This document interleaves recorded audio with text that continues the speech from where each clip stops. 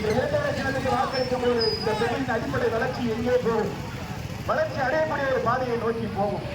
ஆனால் கடந்த 10 ஆண்டு காலமாக அந்த சட்டமன்ற உறுப்பினராக இருந்தால் இந்த மக்களையும் இந்த வணிக மக்களையும் இந்த ஊரையும் திருப்பி பார்க்கவில்லை என்பது குற்றச்சாட்டாக நாங்கள் வைக்கிறோம். நீங்கள் எண்ணி பார்க்க வேண்டும். திருக்கோயிலூர் சட்டமன்ற உறுப்பினராக அந்த பொன்முடி இந்த கண்டாச்சிபுரம் வளர்ச்சிக்காக எந்த விதமான செயல்பாட்டுகளும் செய்யவில்லை, மக்களுக்கு பணி செய்யவில்லை.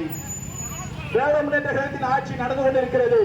ஆணவம் அராஜகம் அடித்தளம் இட்டு ஆணவத்திலே ஆடிக்கொண்டிருக்கக்கூடிய ஆணவ திமிருக்கெல்லாம் அடிக்கோர் நாட்டக்கூடிய நாள் தான் சட்டமன்ற தேர்தலில் 23ஆம் தேதி நீங்கள் அடிக்க போகிற வாக்கு இரட்டை இலக்கிய அடிக்கும் போதுதான் திராவிட முன்னேற்ற கழகம் நடைபெறக்கூடிய எளிய மக்களின் அதிகாரம் கைப்பற்றப்படும்.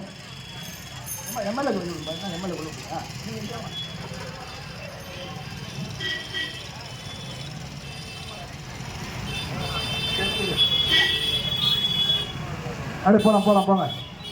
அனைத்து இந்திய அண்ணா முன்னேற்ற கழகத்தின் குழுவாக ஒழிக்கக்கூடிய சட்டமன்ற உறுப்பினராக வரக்கூடிய வேட்பாளர் உங்களை நாடி, உங்களை தேடி, உங்களை வீடு வீடாக கையெடுத்து கும்பிட்டு